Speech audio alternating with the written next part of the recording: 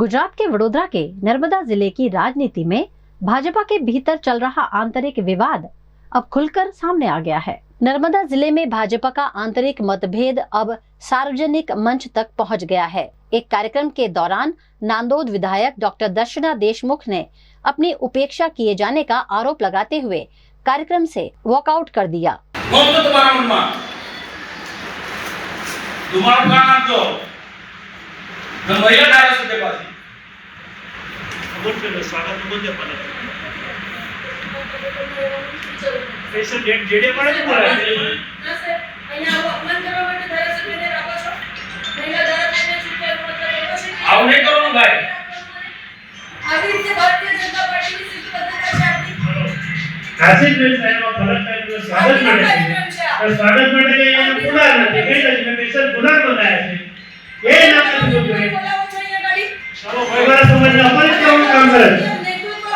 आदिवासी समाजना हमारा अध्यक्ष હોય ત્યારે આદિવાસી સમાજનું તમે વચ્ચે ના બોલશો મારી આગળ ત્યારે પછીને અપમાન કરવા માટે અહીંયા બોલાવો છો ના સાહેબ તમે પ્રભારી મંત્રી છો ને તમે જુઓ છો સવારથી કાર્યક્રમ કેવી રીતના ચાલી રહ્યા છે આ મારું અપમાન કરવા માટે બોલાવો છો તમે વ્યવસ્થા માટે આ ચૂંટણીમાં જીતાઈને આવેલી છું કોઈ ઉપરથી પેરાગ્લાઇડિંગ કરીને નથી આવ્યું અહીંયા મારા વિસ્તારના અધ્યક્ષ છે મારા આદિવાસી મોરચાના અધ્યક્ષ છે ના સાહેબ આભાર આપનો थैंक यू आपने हमारा माटे लड़िया है ना माटे। डॉक्टर दर्शना देशमुख ने कहा कि ये पहली बार नहीं बल्कि कई अवसरों पर उन्हें संगठन से उचित सम्मान और स्थान नहीं दिया गया।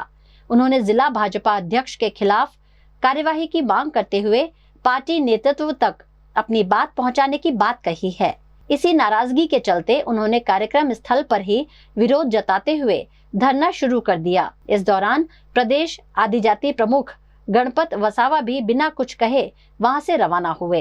नर्मदा जिला में राजपीपळा खाते नादोदना धारासभ्य डॉक्टर दर्शनाबेन देशमुख आज एक कार्यक्रम में वॉकआउट करीने धरना पर बैठा थे। गांधीजीना पुतला पासे गांधी चौक खाते तेओ धरना पर बैठा छे। आप तस्वीरों में जोई शको छो। डॉक्टर दर्शनाबेन देशमुख जे भाजपना नादोदना धारासभ्य छे तेओनो आक्षेप छे के तेओनी संगठन में घोर अवगणना थई रही छे। नर्मदा जिला जे भाजप प्रमुख छे नील राव तेमनी उपर तेओए गंभीर प्रकारना आक्षेप कर्या छे અને આ બાબતે તેઓએ જ્યારથી ધારાસભ્ય બન્યા છે ત્યારથી આજ સુધી ઘણીવાર પ્રદેશમાં રજૂઆત પણ કરી હોવાની વાત કરી છે, પરંતુ આ બાબતે પ્રદેશમાંથી પણ કોઈ પણ પ્રકારની એક્શન લેવામાં આવતી નથી તેઓ કહી રહ્યા છે। ઉપરાંત કોઈ મંત્રીનો જિલ્લા પ્રમુખના માથે હાથ હોવાની પણ તેઓએ આક્ષેપ લગાવ્યા છે।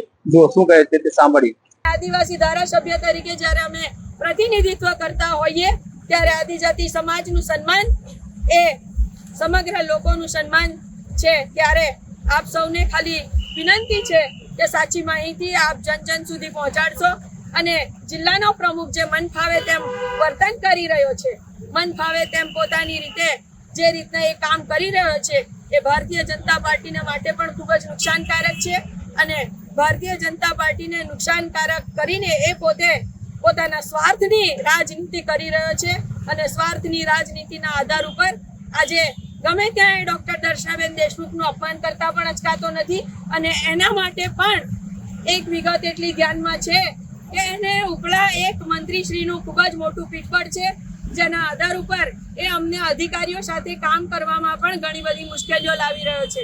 ઘણા બધા અધિકારીઓ પણ અમારી વાત નહીં માનીને એમની વાત પ્રમાણે જ કામ કરવાની આખી ટેકનિક અપનાવી રહ્યા છે।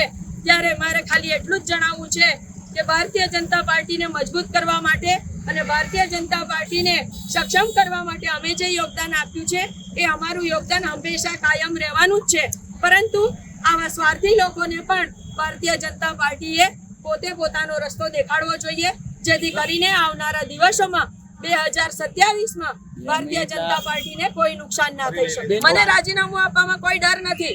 હું મારા સ્વમાનના ભોગે હું કામ નહીં કરી શકું। મારી સમસ્ત પ્રજા મારા ઉપર વિશ્વાસ રાખીને જ્યારે કામ કરાવતી હોય મારી પાસે ત્યારે અવારનવાર મારું જ્યારે અપમાન કરવામાં આવે ત્યારે મારી પ્રજાના કામ હું કેવી રીતે કરી શકું। સ્થાનિક સ્વરાજ્યની ચૂંટણીમાં પણ પોતાના મન ફાવે તેવા આખા સંગઠનમાં પણ પોતાના જ માનીતાઓને મૂક્યા એમણે અને ચૂંટણીમાં પણ પોતાના જ માનીતાઓને એક પણ વ્યક્તિ માટે ડોક્ટર દર્શના દેશમુખ ધારાસભ્યશ્રી સાથે સંકલન કરવામાં નથી આવ્યું કે ચર્ચા કરવામાં નથી આવી અને એવા લોકોને એમણે ચૂંટણીમાં પોતે જ્યારે એમણે ઉમેદવાર તરીકે જાહેર કર્યા ત્યારે પણ ડોક્ટર દર્શના દેશમુખે આ દરેક વ્યક્તિ માટે પ્રચાર પ્રસાર કર્યો। એ તાપ હોય કે તડકો હોય, ભૂખ્યા તરસ્યા વગર રહીને એમણે રાત દિવસ જોયા વગર રાત્રે 2 વાગ્યા સુધી તિલકવાડા તાલુકાના પંથકમાં આ ડોક્ટર દર્શના દેશમુખે પ્રચાર કર્યો છે.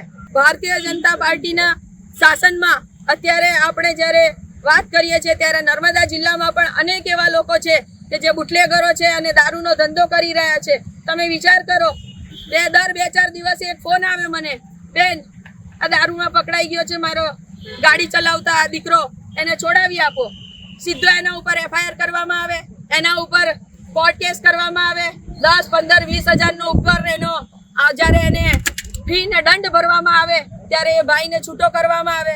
ત્યારે મારે ખાલી એટલું કહેવું છે કે શું આદિવાસી સમાજને દારૂના લતમાં ચડાવી દેવાનો? અને જે લોકો દારૂનો ધંધો કરે છે, જે લોકો માલેતુજારો છે, એ લોકો શું પોતે જલસા કરે?